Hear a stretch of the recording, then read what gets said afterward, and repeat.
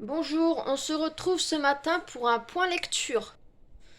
Alors, jeudi, je vous avais fait savoir que j'avais fini Meurtre au couvent de Elisabeth Reynaud. Alors finalement, c'était un combat entre le bien et le mal au sein même de l'Église. Le couvent représente le bien et le fameux prêtre satanique représentait le mal. C'était une bonne lecture. Je suis contente de l'avoir emprunté à la médiathèque.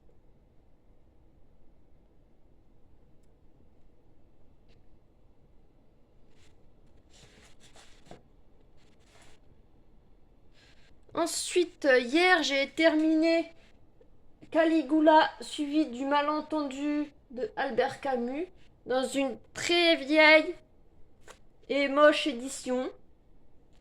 Heureusement que je l'ai pris d'occasion parce que, vous voyez, ça se démonte de partout. Or, Caligula, ça vient d'un empereur romain, un peu fou sur les bords, qui assassinait les gens pour de bas prétextes. Et qui voulait supprimer les patriciens de Rome pour leur piquer leur argent pour renflouer les caisses de l'État. Ça fait très actuel, mais ça fait un peu peur si c'était actuel. C'était plutôt sympathique, j'ai marqué quelques pages à noter, mais je ne pense pas que celui-là il va rester dans la bibliothèque. Il va aller dans une boîte à livres, je pense. C'est pas le Camus que j'ai préféré. Je préfère les justes du même auteur, ça m'a plus touché.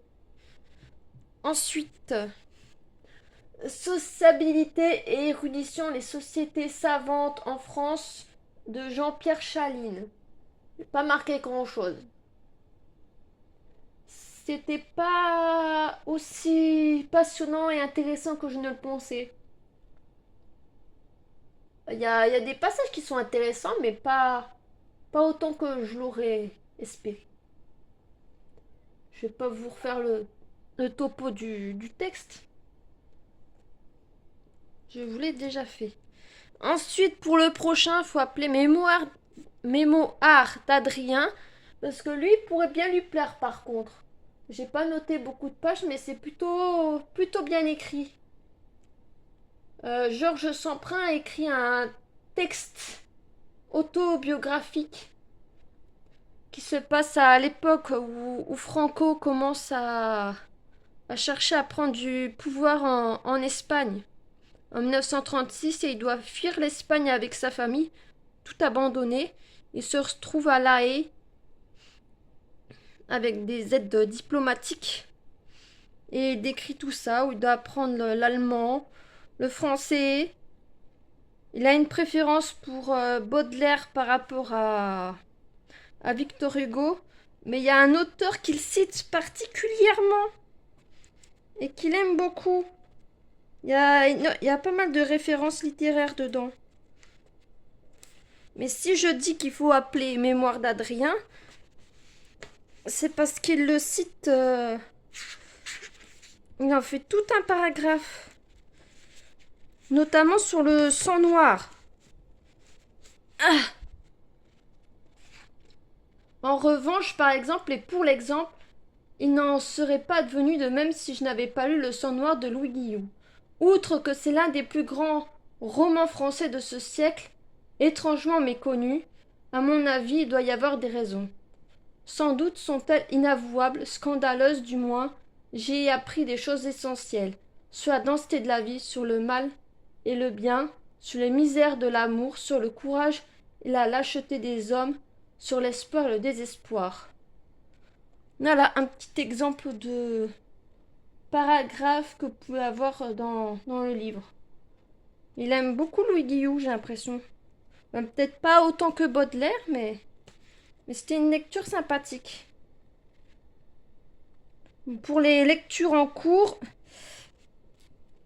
on reste sur le métier de bibliothécaire qui arrive à sa fin. Et hier soir, j'ai entamé Hypothermie de Arnaldur Indridason. J'ai vraiment entamé, je suis à 21 pages.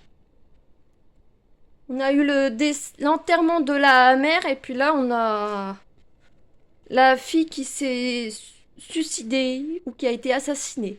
Elle a été retrouvée pendue par une cordelette bleue à une poutre par son ami.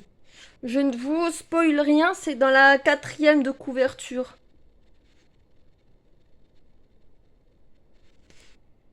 D'autant plus que la morte récente, elle avait prêté sa maison à son ami et l'ami la retrouve pendue. Ça fait un petit choc quand on découvre ça.